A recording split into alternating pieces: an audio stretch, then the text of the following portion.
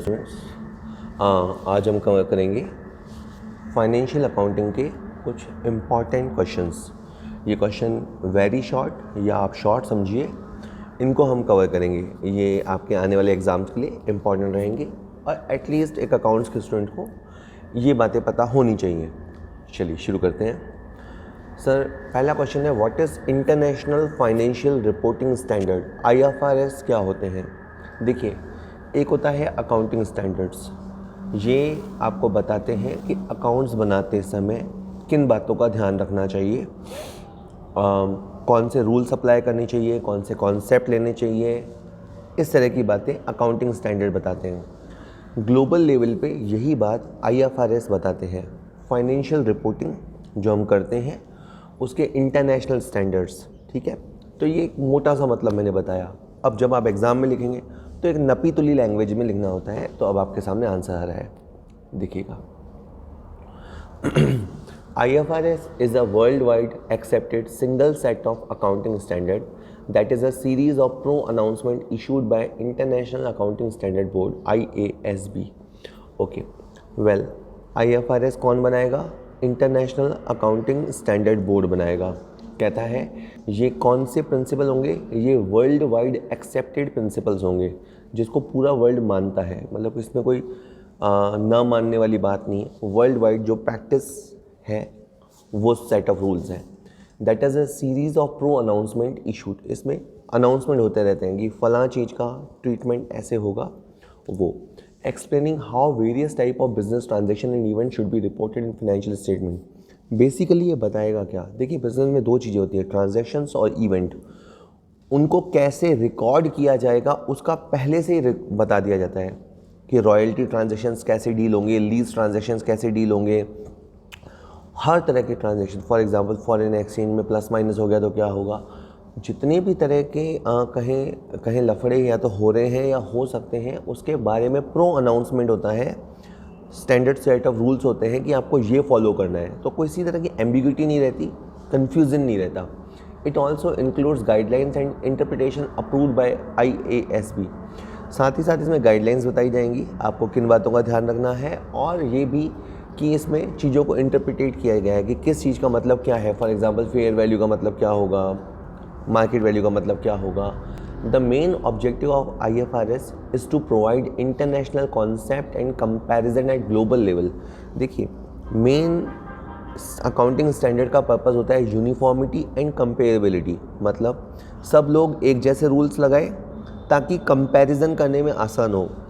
अगर हम टाटा लिमिटेड का किसी फॉरेन कंपनी से अगर कंपैरिजन करें तो हमें ये ना लगे कि इन्होंने अलग रूल लगाए होंगे, इन्होंने अलग रूल लगाए होंगे। ड्यू टू IFRS सब ने ग्लोबली एक्सेप्टेड रूल लगाए होंगे, तो एक कंपेरेबिलिटी इस्टेब्लिश होती है। तो ये सर हमने पहला क्वेश्चन सीखा। अब इसको फिर पक्का याद कीजिए। मैं कोशिश की साथ ही साथ थोड़ा थोड़ा समझाने की। अभी नया नया है तो थोड़ा टाइम लगेगा, आ जाएगा समझ में।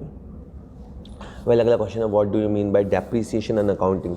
देखो, डेप्रिसिएशन हमने वो पता है, सिंपल वर्ड्स में कोई असेट है, हम उसे यूज़ करेंगे तो उसकी वैल्यू डाउन होगी, उसकी वैल्यू डाउन होगी तो इस डाउन होने को डेप्रिसिएशन कहते हैं। In one word there is a simple concept, depreciation क्या होता है। बात इतनी सी है। अब चूंकि अपने एग्जाम में लिख रहे हैं तो थोड़ा सा स्टैंडर्ड अंदाज में लिखेंगे, तो सुनिए। Depreciation is a permanent, continuing and gradual decrease in the book value of fix asset due to wear and tear, use, a function of time, exhaustion, obsolescence through the technology and market changes. एक ही line में इसने बहुत सारी बातें बोला। पहली बात है कि डेप्रिसिएशन परमानेंट है, ये होगा ही होगा। पहली बात परमानेंट है। दूसरा है लगातार होता है, कंटिन्यूइंग नेचर का है। एंड थर्ड है कि ग्रेजुअल मतलब धीरे धीरे डिक्रीज़ होता है। ऐसा नहीं है कि रातों रात आपका फर्नीचर है तो 50,000 से 20,000 हो जाएगा, ऐसा नहीं होगा। उसके अंदर ग्रेजुअल डिक्रीज़ होता है। और डिक्रीज़ किसके अंदर होता है? उसकी बुक वैल्यू के अंदर। भाई फर्नीचर तो अगर मान लो अगर आप 10x4 का है तो 10x4 का ही रहेगा, लेकिन उसकी जो बुक वैल्यू है, जो हम बुक्स में वैल्यू लिखते हैं, उसके अंदर डिक्रीज़ होता है। अब क्यों होता है? क्योंकि उसके अंदर टूट फूट होती है। आप चीज़ को यूज़ करोगे, उसका टाइम ख़त्म हो जाएगा, टेक्नोलॉजी चेंज हो जाएगी, वो ऑब्सोलीट हो जाएगा, यानी आउटडेटेड हो जाएगा, आउट ऑफ फैशन हो जाएगा, इसलिए होता है। But depreciation is not a process of valuation fix assets. बहुत लाइक सोचते हैं कि डेप्रिसिएशन फिक्स एसेट्स की वैल्यूएशन का तरीका है, ये लॉजिकली सही नहीं है। फिक्स जैसे पहले 50,000 की थी और डेप्रीसिएशन के बाद वो 40,000 की हो गई, वो ठीक है, लेकिन हमने फर्नीचर का वैल्यूएशन करने के लिए डेप्रीसिएशन नहीं लगाया था। डेप्रीसिएशन हमें लगाना होता है, रादर देन डेप्रीसिएशन के लिए अभी आगे आएगा। It can rightly be said that depreciation is a process of allocation of depreciable amount of an asset over its estimated useful life which is charged from profit and loss account every year। देखो, मान लो furniture है 50,000 का और आपको लगता है कि 10 साल के बाद वो हो जाएगा 10,000 का, ठीक है, 50,000 अभी है और बाद में वो 10,000 रह जाएगा, यानी उसके अंदर से 40,000 ख़त्म हो जाएगा। ये 40,000 को बोलते हैं डेप्रीसिएबल अमाउंट, और ये 40,000 ख़त्म हो जाएगा 10 साल में, तो आपका हो गया 4,000 पर ईयर, 4,000 पर ईयर। तो ये आपको डेप्रीसिएशन लगाना है। तो आपने डेप्रीसिएशन में क्या किया कि जो फर्नीचर की कॉस्ट थी उसको आपने एलोकेट कर दिया। जो 40,000 फर्नीचर की कॉस्ट थी उसको आपने 4-4 हज़ार करके एलोकेट कर दिया, ठीक है सर। चलिए नेक्स्ट क्वेश्चन देखते हैं। To distinguish between provisions and reserves. अब बताना है आपको कि प्रोविजंस क्या होता है और रिज़र्व क्या होता है। देखिए, अगर आपको कोई लॉस है, होने वाला है, आपका कोई आउटफ्लो है, होने वाला है, अगर जैसे बैड डेट्स है, अगर आपने उधार दिया है तो पैसा डूब सकता है, अगर असेट लिया है तो डेप्रीसिएशन लगेगा ही लगेगा, असेट लिया है तो रिपेयरिंग करवाना पड़ेगा, बिजनेस है तो टैक्स देना पड़ेगा। तो कुछ चीज़ें ऐसी होती है, लाइब्रेरीज ऐसी होती है जो नोन होती हैं, लाइब्रेरीज नोन होती हैं, लेकिन उसके जो अमाउंट है, उसका जो अमाउंट होता है वो पूरी तरह से श्योर नहीं होता, यानी वो अनसर्टेन होता है, तो आप उसके लिए प्रोविजंस करेंगे। On the other hand reserves क्या होते हैं कि अगर आपके पास कंपनी के पास प्रॉफिट है, अगर कंपनी के पास प्रॉफिट है तो कुछ हिस्सा तो हम डिस्ट्रीब्यूट कर देते हैं, जो डिस्ट्रीब्यूट करते हैं उसे हम कहते हैं डिविडेंड, और जो प्रॉफिट का हिस्सा कंपनी अपने पास रख लेती है वो उसे कहते हैं रिजर्व। तो प्रोविजंस और रिजर्व्स बहुत सारे डिफरेंसेस होते हैं और बहुत की क्वेश्चन होता है, बहुत अगर कुछ इंपॉर्टेंट क्वेश्चनों में पूछा जाता है। चलिए अब देखते हैं क्या है meaning. Reserve, it is created to meet an unknown liability, provision, it is created to meet a known liability. तो मैंने कहा ना, टैक्स है, आपको देना पड़ेगा, तो लायबिलिटी नोन है, अमाउंट को लेके थोड़ा ऊपर नीचे हो सकता है, बहुत वेरियस रीज़न होते हैं उसके। तो provision for tax is a provision. और रिज़र्व हम क्यों करते हैं? देखिए, सेविंग्स हम रखते ही रखते हैं ताकि फ्यूचर में कोई चीज़ हो जाए तो हम उसको फेस कर सकें। उसी तरह बिज़नेस के अंदर भी प्रॉफिट का एक हिस्सा संभाल के रखा जाता है और उसे रिज़र्व कहते हैं। नेसेसिटी, तो अगर पहले प्रोविज़न में राइट हैंड वाला पढ़ देता हूँ। Creation of provision is a legal necessity, provision have to be provided for even if there are no profits. तो कहता है कि देखो, प्रोविज़न तो आपको बनाने पड़ेंगे, क्योंकि आप देखो फाइनेंशियल अकाउंटिंग पढ़ रहे हो, आप अकाउंटेंट हो, तो आपको ध्यान रखना है कि प्रोविज़न बनाना ही है। अगर आपके पास लॉस है, इनसफिशिएंट प्रॉफिट्स हैं, in that case also you have to prepare provisions, there is no excuse और नो रिलैक्सेशन। अगर बात करें रिजर्व्स की, तो क्रिएशन ऑफ रिजर्व्स डिस्क्रिएशनरी मतलब आपकी चॉइस है, आप बनाओ तो ठीक है, ना बनाओ तो ठीक है। It can be created only if adequate profits have been earned. तो reserves sir white feather friend है, अच्छे दिनों का साथी है सर। अगर आप प्रॉफिट्स हैं पड़े हुए हैं, आप बनाना चाहें तो बना सकते हैं। तो प्रॉफिट्स होने चाहिए और आपकी विल होनी चाहिए, आपकी इच्छा होनी चाहिए, तो बनाओ। कोई बनाने के लिए आपको फोर्स नहीं करता। बीइंग एन अकाउंटेंट आपको ये बात पता होनी चाहिए। चलिए सर, नेक्स्ट है, what is receipt and payment account. Well, हमें पता है NPO होते हैं, non profit organisation, NGOs, non government organisations. उनके पास से जो पैसा आता है, पहले वो उसे कैश बुक में रिकॉर्ड करते हैं, और कैश बुक में रिकॉर्ड पूरे साल करने के बाद में वो एक समरी पेपर बनाते हैं। वो समरी पेपर होता है रिसीप्ट एंड पेमेंट अकाउंट। चलिए अब इसके बारे में देखते हैं। Receipt and payment account is a summary of cash transaction and is prepared with the help of cash book. तो पूरे साल हमारे पास पैसा आता रहता है, मान लो सब्सक्रिप्शन, तो वो सारा सब्सक्रिप्शन हम जोड़ के लिख देंगे, टू सब्सक्रिप्शन इतना रुपया, टू डोनेशन इतना रुपया, टू सेल ऑफ असेट्स इतना रुपया। दैट इज़ पूरे साल के ट्रांजेक्शन्स की समरी लिख देंगे। तो कोई पूछे रिसिप्ट एंड पेमेंट किसकी मदद से बनता है, किसकी हेल्प से बनता है, तो आप जवाब देंगे कैश बुक की हेल्प से बनता है। It is not based on double entry system account but it is memorandum account. अगर कोई कहे आपसे कि क्या receipt and payment account double entry system का पार्ट है, तो आप कहेंगे नहीं। पार्ट होने का मतलब होता है कि उसे बनाना ज़रूरी है, लेकिन रिसिप्ट एंड पेमेंट अकाउंट आप बनाओ तो ठीक है, ना बनाओ तो आप स्किप भी कर सकते हो, तो ये डबल एंट्री सिस्टम का पार्ट नहीं है। तो ये हम बनाते हैं अपनी मेमोरी के लिए। तो इसका जो नेचर ऑफ अकाउंट है वो है मेमोरेंडम नेचर, ठीक है। कई अकाउंट्स ऐसे होते हैं जो बुक्स से नहीं बनते, बुक्स की वजह से क्रिएट नहीं होते, हम मेमोरेंडम बेसिस पे बनाते हैं। चलिए छोटे छोटे 6 क्वेश्चन और आएंगे।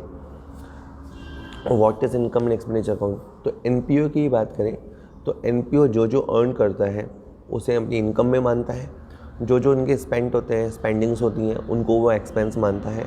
तो इनकम एक्सपेंडिचर अकाउंट उस चीज़ को रिकॉर्ड करता है कि हमारे एनपीओ ने कहाँ कहाँ से कमाया और कहाँ कहाँ खर्च हुआ। चलिए देखते हैं उसके बारे में। The following are the main features of income and expenditure account. First, this account is like a profit and loss account prepared by trading concerns. It is just like a normal account. कहता है कि ये income expenditure account ठीक वैसा ही होता है जैसा trading and PNL account बनाते हैं। अपन ने 11th क्लास में ट्रेडिंग पीएनएल सीखते हैं, उसमें अपन प्रॉफिट एक तरफ लिखते हैं, लॉसेस एक तरफ लिखते हैं, पीएनएल अकाउंट बनाते हैं। उसी तरह इसमें भी इनकम एक तरफ लिखे जाते हैं, एक्सपेंडिचर एक तरफ लिखे जाते हैं। On the debit side of this account revenue expenses relating to the current year whether paid और आउटस्टैंडिंग आर शोन। अब इस लाइन में 3 बातें हैं कि डीआर साइड पे एक्सपेंस लिखे जाते हैं, चाहे पेमेंट हो गया चाहे नहीं हो गया। दूसरी बात है केवल रेवेन्यू नेचर के लिखे जाते हैं, क्योंकि एक्सपेंडिचर 2 तरह के होते हैं, तो केवल रेवेन्यू एक्सपेंडिचर लिखे जाते हैं और केवल करंट ईयर के खर्चे लिखे जाते हैं। अगर मान लीजिए अभी 2021 चल रहा है तो हम 2021 के ही खर्चे लिखेंगे, उससे पहले 2020 के या उसके पीछे के 2020 के खर्चे को नहीं लिखेंगे। On the credit side of this account revenue receipt relating to the current year whether received और अक्रूड आर शोन। इसी तरह से सीआर साइड में आप इनकम दिखाएंगे। पहली बात है इनकम दिखाएंगे, दूसरी बात है रेवेन्यू रिसिप्ट दिखाएंगे, तीसरी बात है केवल करंट ईयर से रिलेटेड दिखाएंगे, चाहे हमें मिल गए चाहे नहीं मिले। If the credit side of this account exceeds that debit side, it will be known as surplus and vice versa called deficit. Well, अगर आपकी इनकम साइड ज़्यादा है, इनकम आपकी ज़्यादा है एक्सपेंडिचर से ज़्यादा, तो सरप्लस की सिचुएशन कहलाएगी, फ़ायदा तो नहीं कहें, बचत। और अगर उल्टा है कि डीआर साइड ज़्यादा है, एक्सपेंडिचर ज़्यादा है, तो डेफिसिट, कि आपको घाटा हो गया। तो ये सब कौन बताएगा? इनकम एंड एक्सपेंडिचर अकाउंट बताएगा, ठीक है sir. What do you mean by subscription?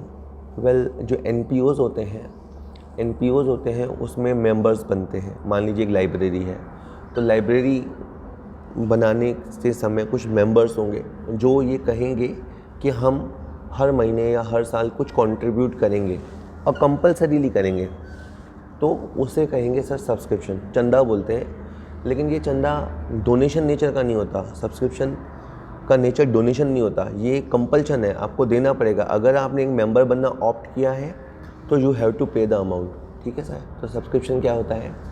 Subscription के बारे में आपको बताएगा।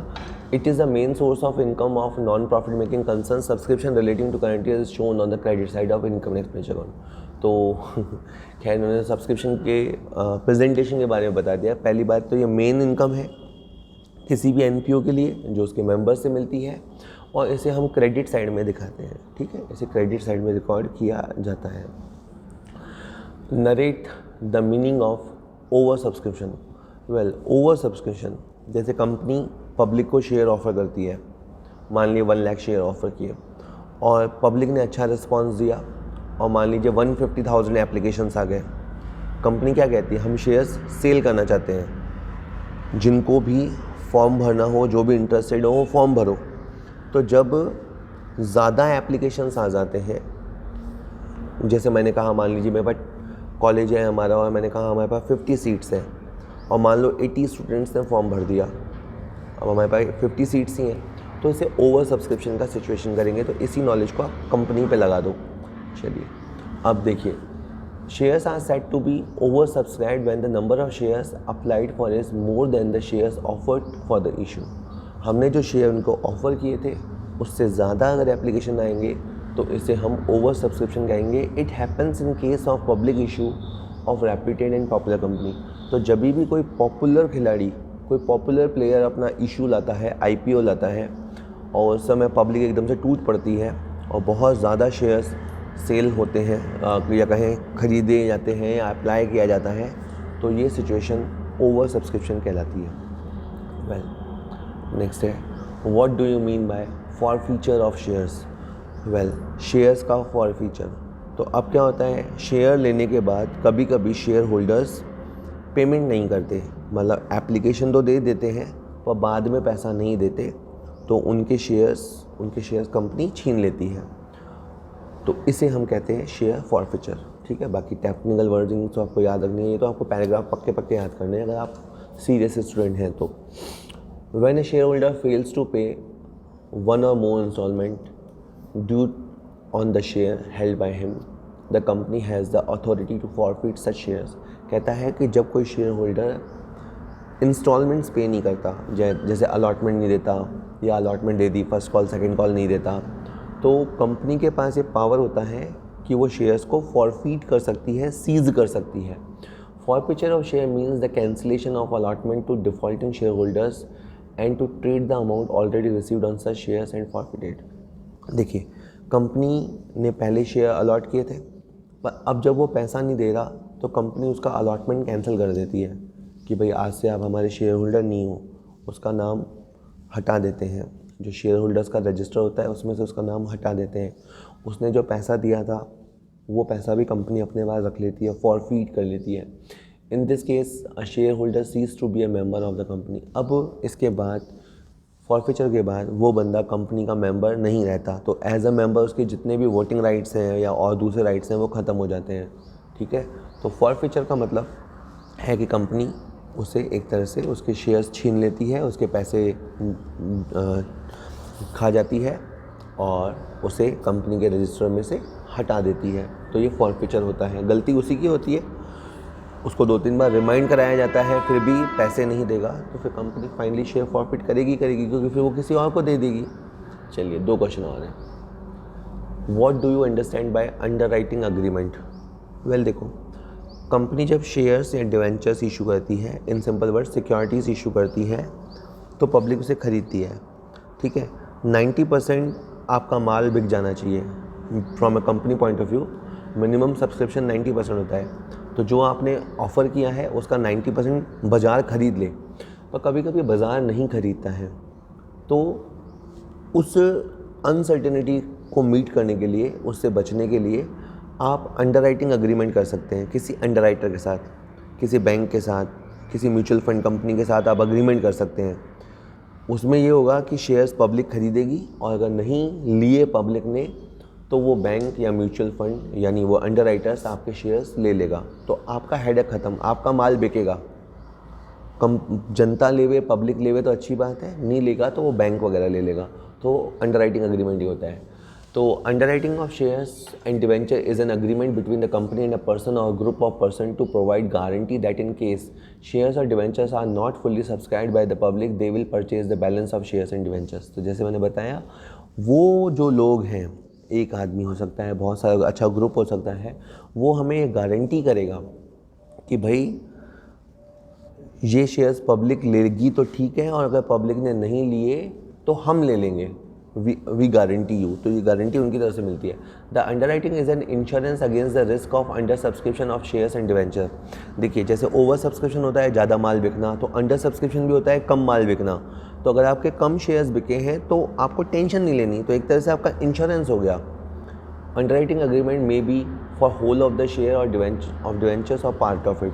ठीक है, अब आप मान लीजिए आपने 1 लाख शेयर्स इशू किए, अगर आपको बहुत डर लगता है तो पूरा 1 लाख शेयर्स का आप अग्रीमेंट करा लो। आपको लगता है कि नहीं 50,000 शेयर्स तो बिक जाएंगे, बाकी 50,000 की टेंशन है, तो आप पार्टली अंडरराइटिंग अग्रीमेंट भी कर सकते हैं। ठीक है सर, तो ये वाली बात है। Last state various methods of redemption of preference shares name only. देखिए, प्रेफरेंस शेयर होते हैं, शेयर्स के 2 टाइप होते हैं, इक्विटी शेयर और प्रेफरेंस शेयर। प्रेफरेंस शेयर का पैसा कंपनी लौटा देती है। जनरली 20 साल से लंबी अवधि के प्रेफरेंस शेयर नहीं होते, 20 साल मैक्सिमम टेन्योर होता है। तो कंपनी जब प्रेफरेंस शेयर का पैसा रिटर्न करेगी तो वो पैसा लाएगी कहाँ से?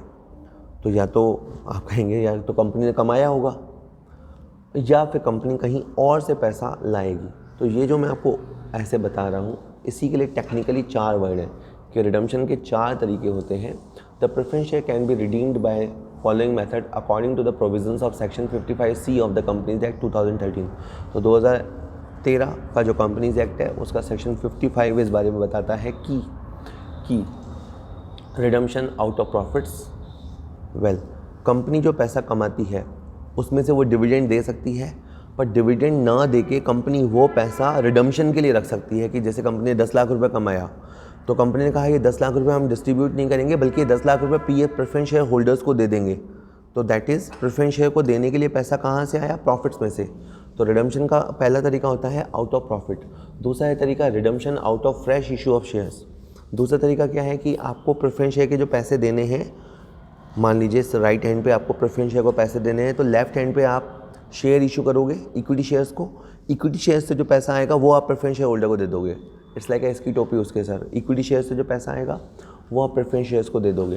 तो ये कहलाता है redemption out of issue of shares.